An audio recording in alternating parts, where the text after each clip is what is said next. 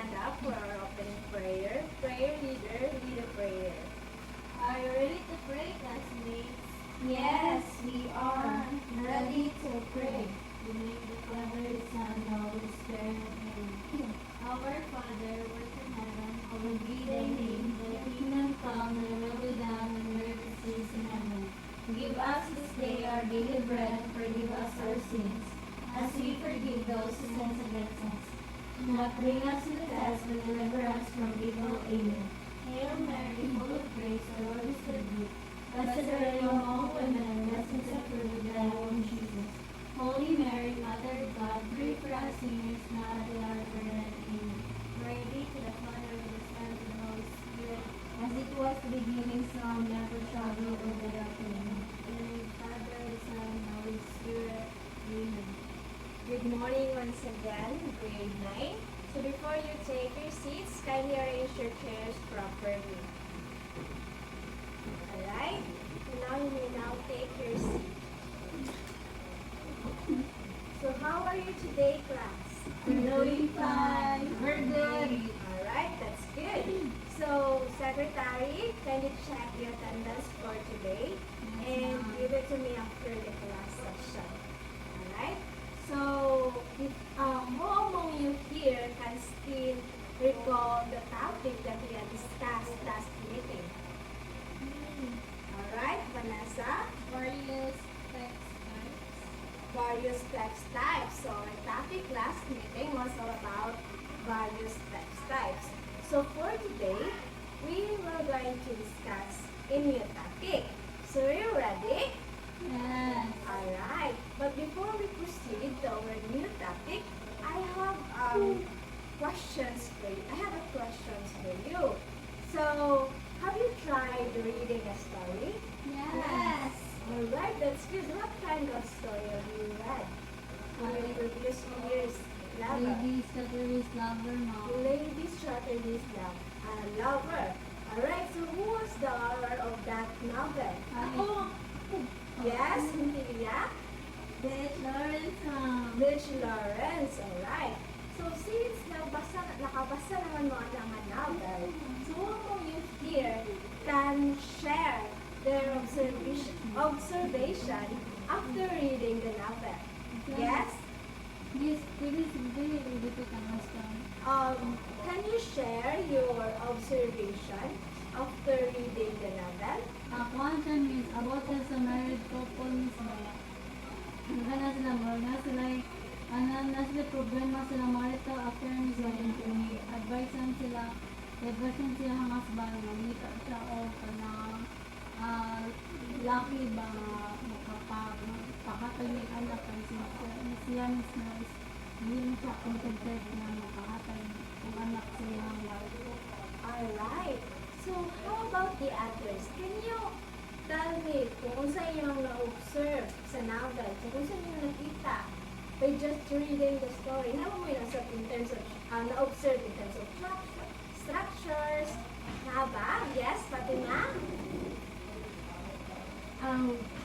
Based on novel is kay, it all starts with they meet and then sa middle kay nanay mga challenges na na-encounter ang duha ka manag-asawa and at the end kay nasolusyonan na ang problem. So na-realize na ko nga ang movie is medyo mga twist or na siya process para makapatril sa readers. Alright, very good. So, in other words, a story, it is made up of a series of events. Alright. So, before we proceed to our new topic, let me ask you a question. Do you have any idea what we're going to discuss today? No? Alright. So, our topic for today is elements of a short story. But before we dig deep in this elements, let me introduce to you first our learning objectives. So can you read those objectives?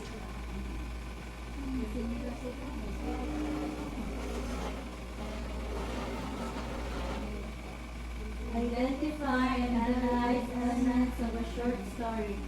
Write a short story that includes its elements.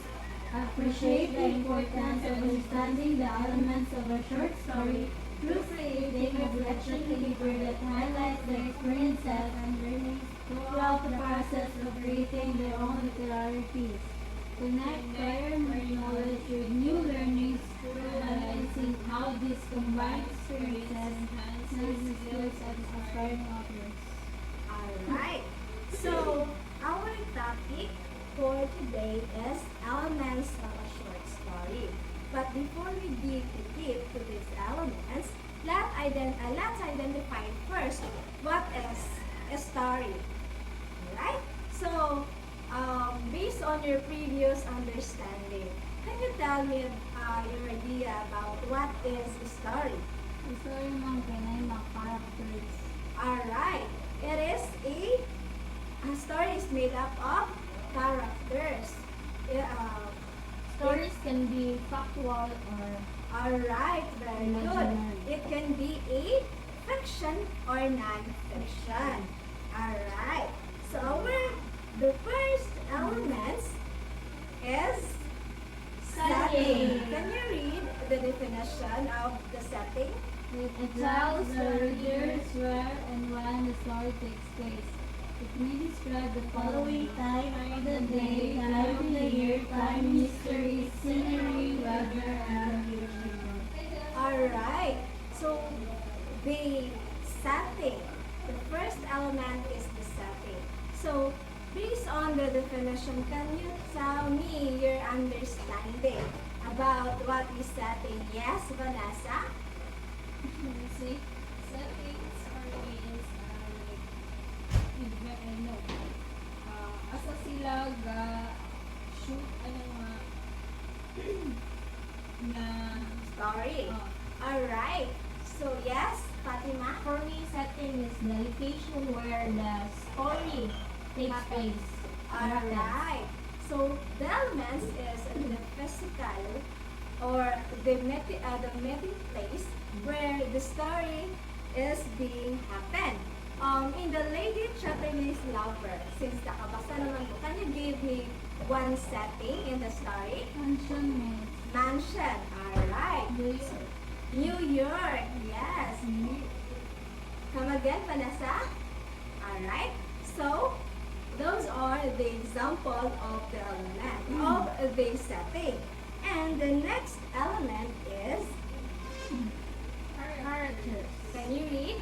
the actors of the story. They could be people, animals, or creatures. Sometimes they could be objects or things acting like people.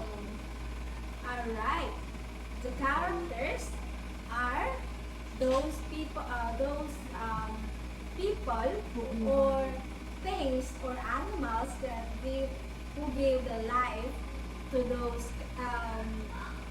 characters na nasa story. So in the Lady Chatterley's Lover, can you give me the main characters? Kami, Alright, yes, the Karen. economist of the husband na si You can help. Anthony and of si yung actor niya is si Leo. Alright, so you have your idea is correct, but let me check one of those. The characters of the Lady Chatterley's Lovers are, yes, Connie, and this Anthony, si Clifford, and yes, and then si Oliver. Those are the main characters of the Lady Chatterley's Lover. Alright, so the next element is the plot. Can you read the definition of plot? The series of events which leads to a climax or high point of an interest. Alright, so the plot is the sequence of events which gives the highlights of the important things where the story is being happened. Alright, so yes?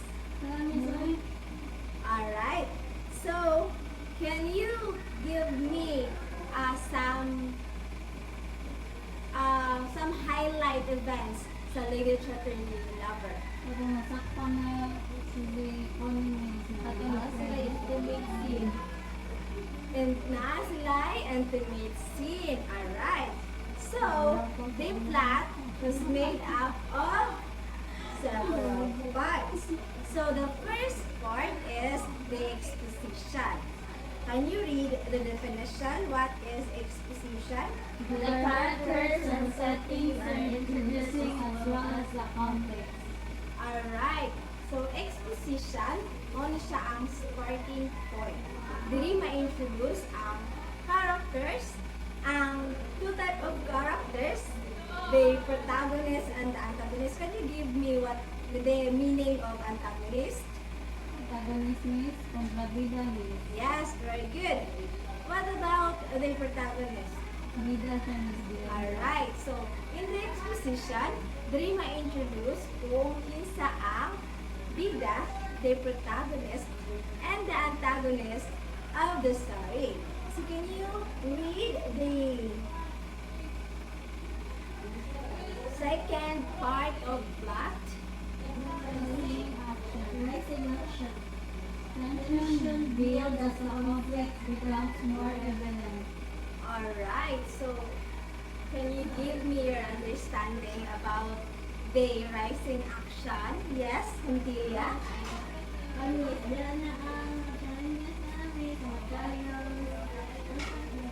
Alright, so sa rising action, dira na mag-start ang struggles, ang mga problema nga ma-encounter sa isa ka bida. Alright, so based on your understanding about the Lady Chatterley's lover, can you give me the rising action there? Yes? Miss, kana katong mahita naman si Connie ko lain na way Miss ba nga makapaanak ko sa musik siya katong si Oliver Miss na sa iyang nagiya sa bar. Alright, so since Clifford, kani naman niya mahatag ang intimate feeling na gipangita ni Connie, so gipangita niya ni Oliver, which is si Oliver is strong pa man, unlike ni Clifford nga, no? So gani si Clifford na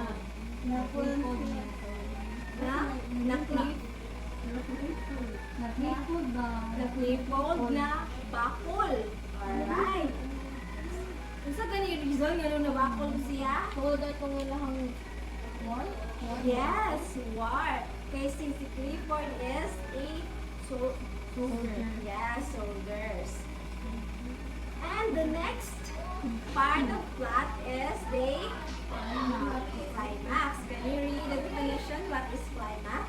Highest point of interest in the story. Highest point of the interest. Yes, Cynthia, I know you have an idea what is climax. Exciting part. Exciting part of the story. Plot twist. The plot twist. Alright. In the climax, diri na mahinay-hinay o ka-reveal ang main conflict and the way how to solve the conflict. Alright? So, can you still give me a climax that highlights the story of Lady Chatterley? Katong naibawan ni Clifford, naibawan na sa asawa ni Connie nga tuon niya Miss nga ang lucky yung lucky nga tuon niya Miss ba lucky nga yung gipangita ni Connie ka standard the day nga pagdili dito kagila di sa bar nila hang pang Clifford ko mo naman kung worker. Saan yung worker naman ko nila? Yes? Can you give me another idea, Fatima?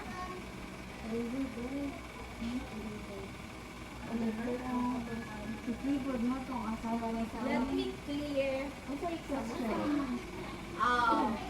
Usay, since nakabasa naman din mo sa sa story, so, unsa may best highlights or makaingon mo nga mao nito siya ang climax of story?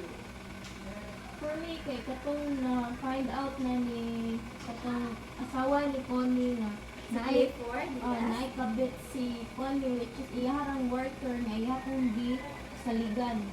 Alright, so patunang na-reveal na nga si Connie, she seeks something, different happiness or found something intimate ni Oliver, which is wala kahibaw si Clifford ato. Alright, so the next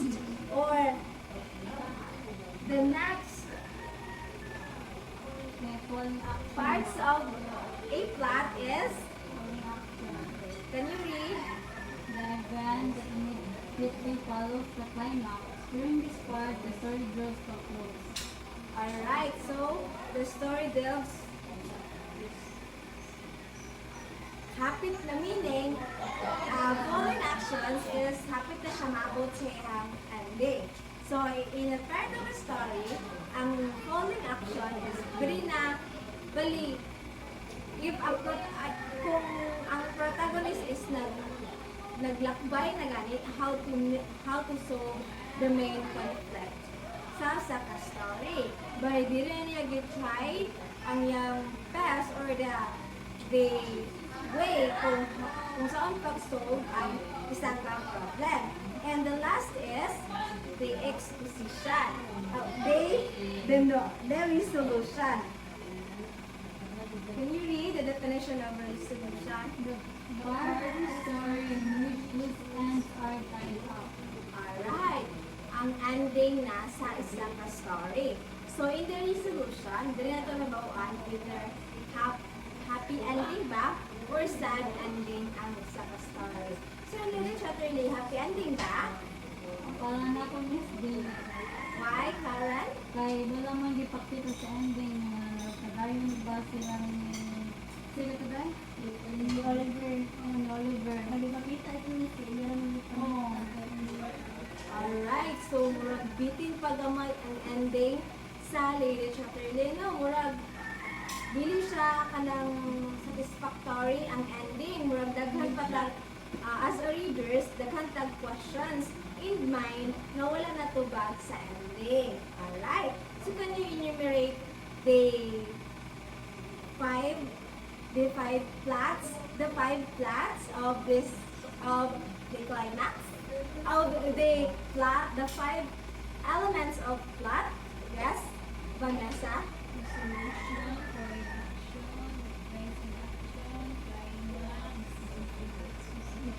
Alright, so those are the five parts of plot. Alright, so next element of a story is the theme. Alright, so can you read the definition of theme? Please consider that the message of the story to the readers. Alright, so tanan na story has its own theme. Alright, so message, meaning the lessons. Dira na to maka-gain of insights. Yes, you can go, Fatima. Learnings na pwede na to ma-use in our daily lives.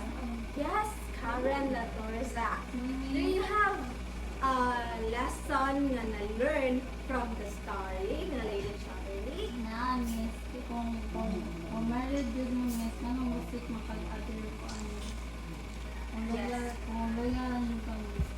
Alright, so the message of the story is stay loyal and faithful to your Be contented.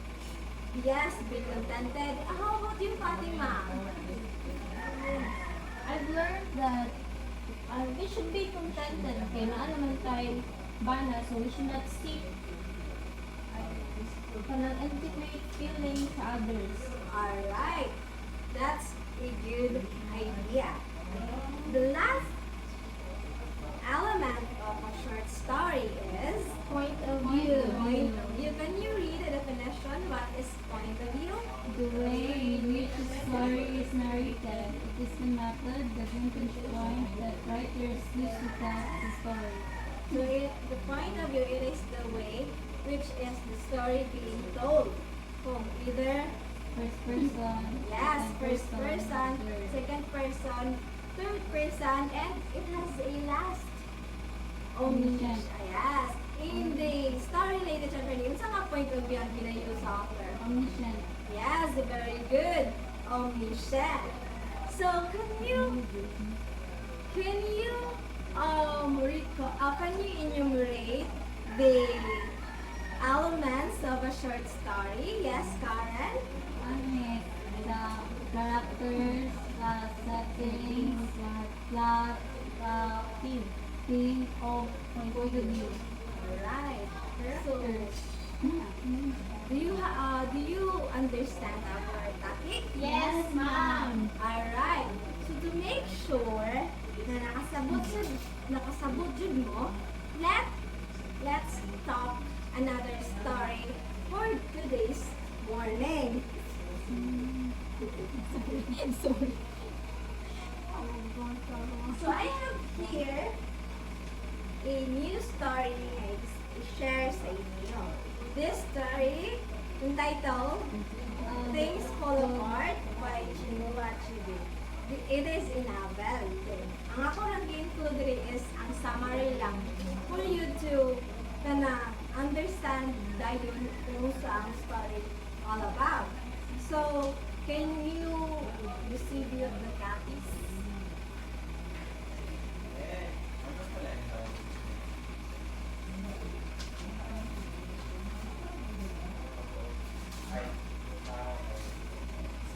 So, tanan na may copies? Yes, ma'am. Okay, sa laptop. Guys, sige. May extra.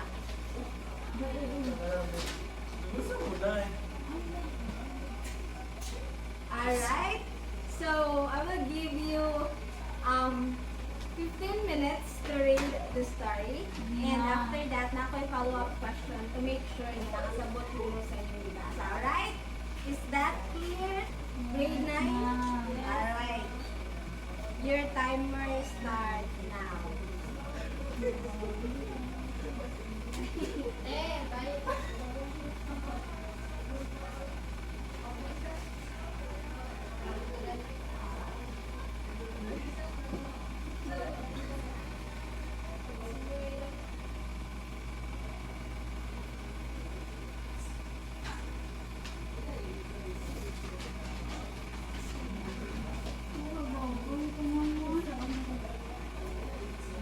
Read it silently.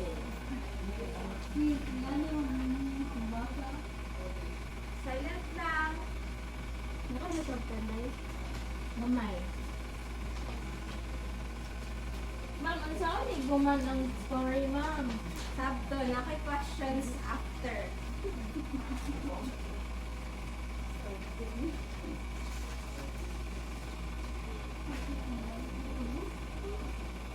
Sunod daw nito. Basta daw ko nito. Hindi ko sabot sa uban. Alright? So, nabasa na ba ninyo? Kaya ito na yung discuss. Gamay, miss.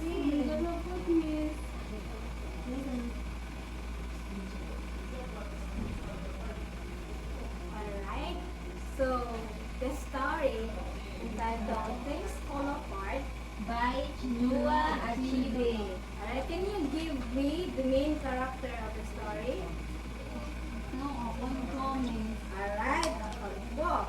So, ang story is nag-start siya sa life ni Okonpo. So, Okonpo is a respected warrior, a great leader in Omofia land, in the Igbo community. Alright? So, the characters that Okonpo had he was strong, a competent leader, and yang i-prove sa Igbo community na wala siya'y weaknesses. Unlike sa iyang father, kung unsa ka strong si Okonpo, mausad ka weak ang father ni Okonpo, atong first ruler sa Igbo community. So, di man ganahan si Okonpo nga mo-follow sa ways ni sa iyang father sa pag-rule sa Igbo community.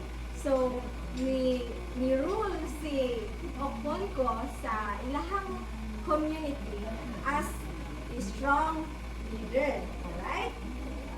So, there was a kanang rule ang Igbo community na dili pwede mo patay o mga innocent people.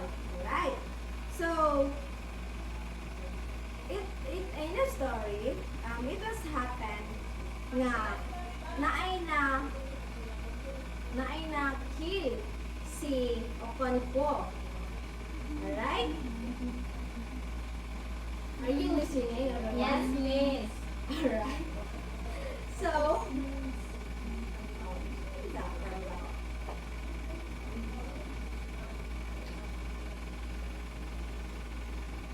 naay na kill si Okonko nga villagers sa ilahang community. It was one villager named Izuodu. Alright? So, since kanang dili man pwede mo patay ang innocent people sa ilahang community, so si Okonko kanang napanisyan siya. So, as a kanang punishment, dapat mo hawa siya sa ilahang society, our community, exile siya. And during his exile, so kanang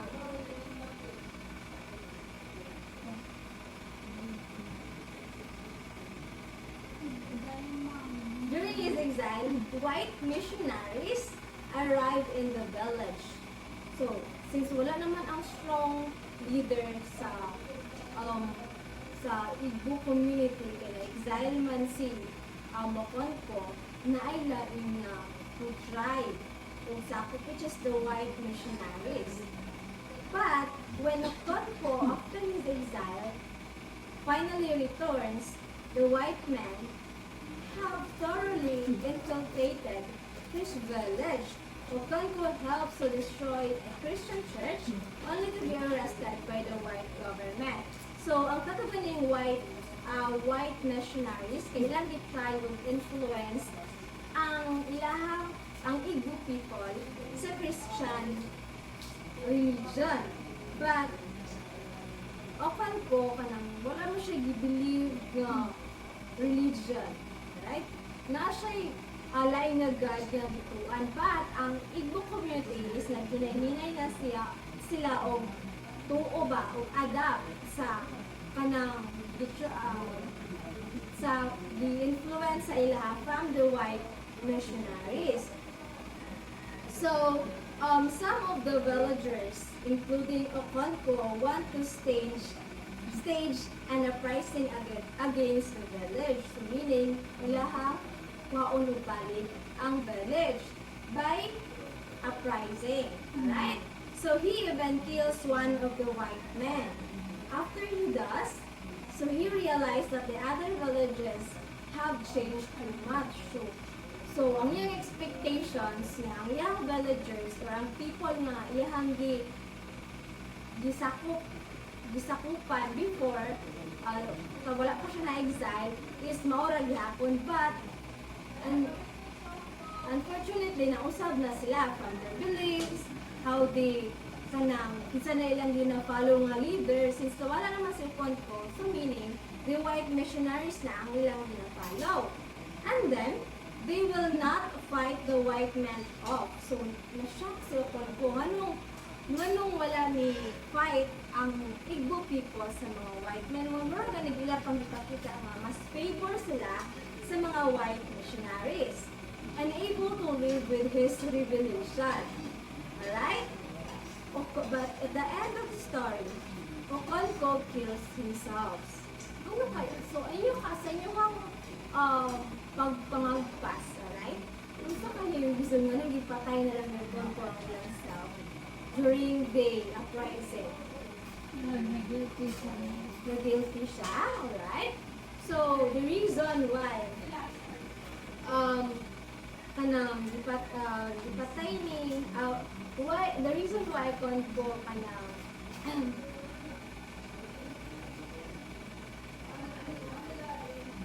kanang nagpakamatay okay, because wala na may ang iya ganing expectations kay mutuo pa niya ang iyang mga followers, but at the end of the day ibuhagan niya ang tanan para mapaayo ang ilang village, but at the end of the day bigyan na dahil siya.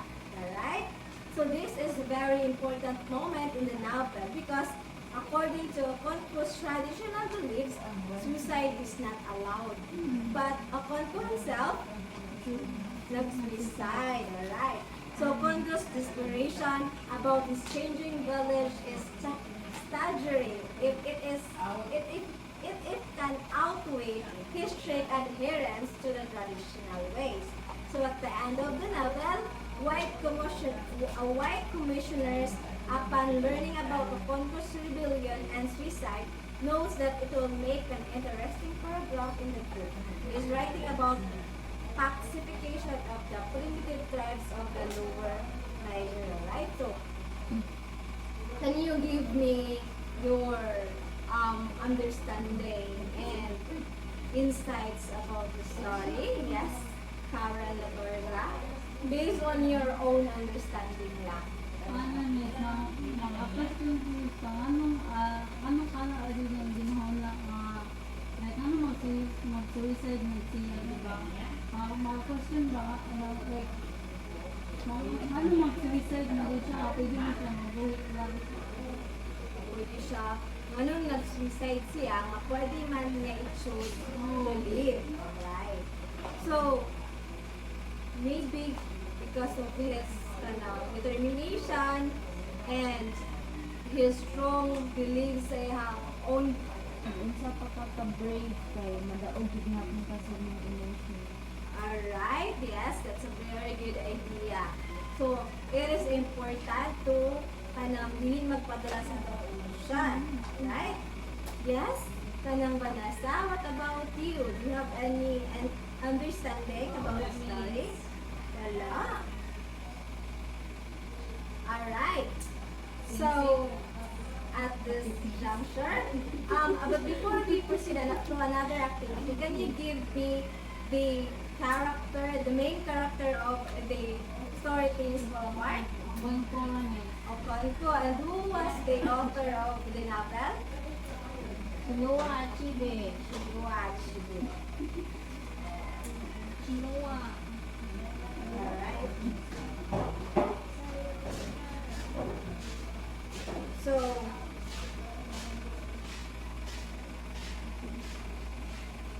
now, let's proceed to another activity. Can you read the direction, everyone? Write your own short poems incorporating at least one simile, one metaphor, and one example of personification. Alright. So, at this moment, disregard the direction that you mentioned.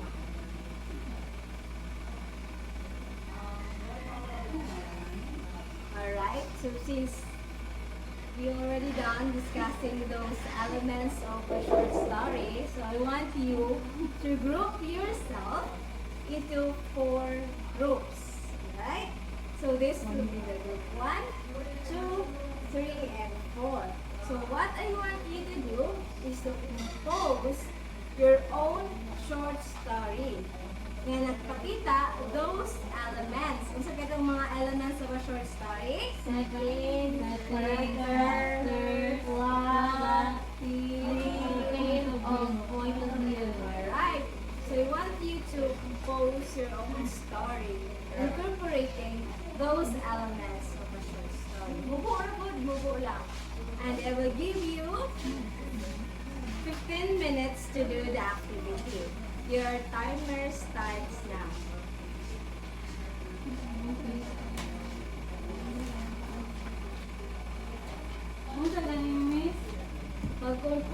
iyong own story. Miss Lutang na yun, Miss. Collaborate with your group, Karen.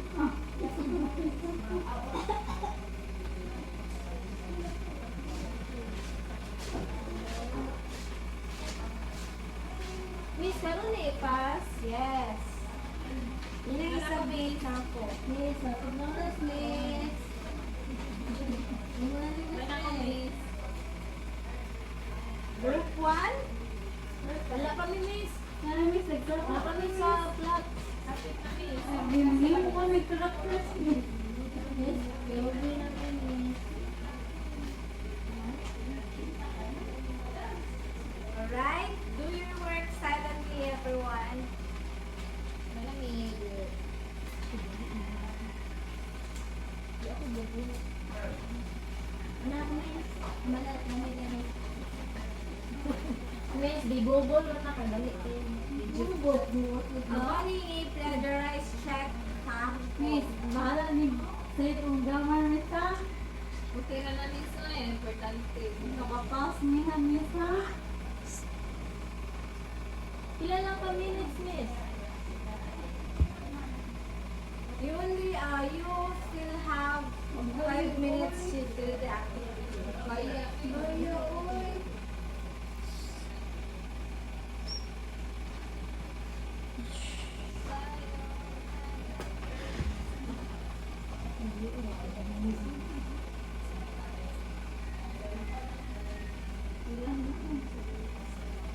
You only have 2 minutes left. Alright? All papers in? Yes. Alright, so I will be the one to check your paper. Silent everyone. So since you're done composing your own story, let's have another activity. So this activity will serve as the class understanding for today's discussion. So I want you to create. I want you to get 1/2 sheet of paper and create your own reflection. Create your own reflection.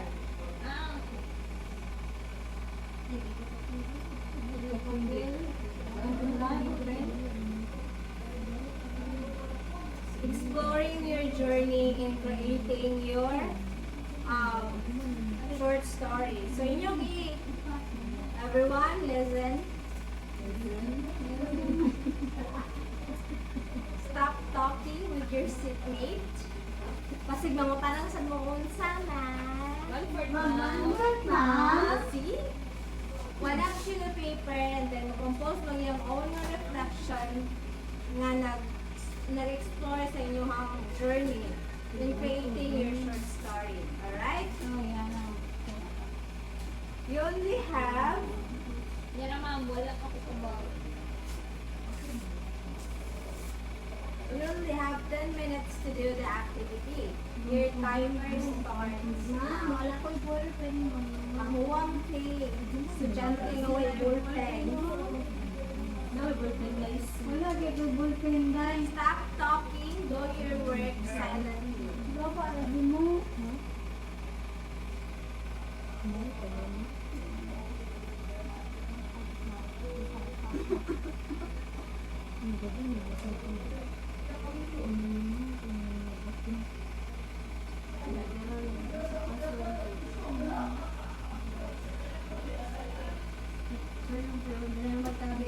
Grabe, ma'am. Ma'am, kung saan yung PH? Red heart. Reflection na niya, guys.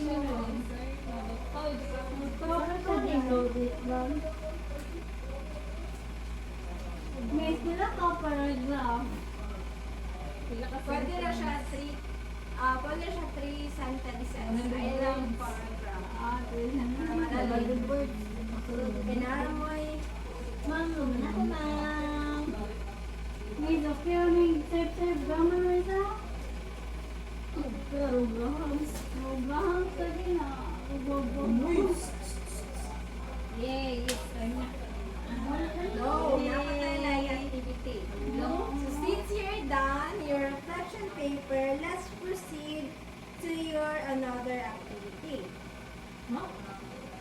This is an assignment activity. Yay! What do you want? Send ka mo, Journey. Just listen sa direction. Wala rin papel. What I want you to do is na-compose mo yung short story, no? Create mo yung short story. So with the same group, I want you to humnon ninyo inyong story. Since ang upan nagkatibulaag ang grammar, ang upan kay ang pagkasuwat, penmanship ni sa grade 9. Yes, British. Ang uban, wa man eh. Mga mo ako na idea mo. Amo na idea mo. So what I want you to do is to do your work seriously. This is your class performance in this quarter. Alright?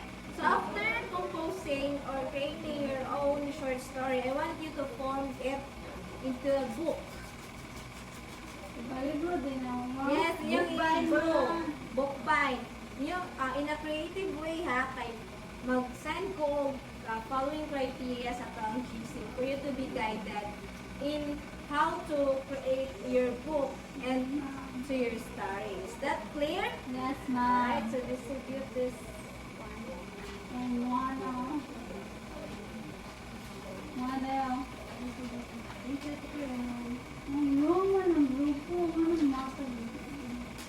Alright, lesson number 1. So before we end our discussion for today, I want you to get another sheet of paper, 1/2 sheet of paper. Everyone, are you listening? Yes, miss. Yes, Miss, miss. Miss, nagtanaw po ko, miss.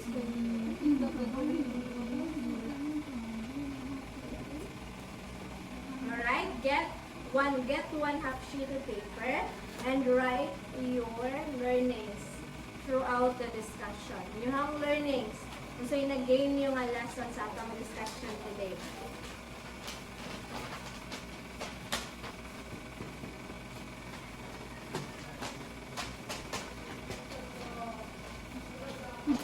Kapit ako.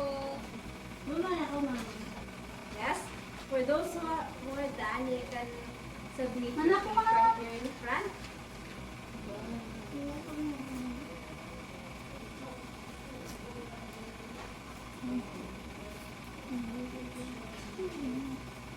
Alright?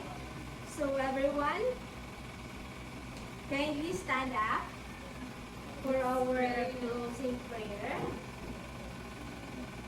Prayer leader, Kay Hungilla, lead the prayer. In the Father, the Son, and the Holy Spirit. Glory be to the Father, the Son, and the Holy Spirit. What's beginning is now and Never shall glory die of Amen. In the name of the Father, the Son, and the Holy Spirit. Amen. Goodbye and thank you, grade 9. Goodbye and thank you, Miss Aiza. See you around. Bye everyone. Pila day? Pila ka minutes?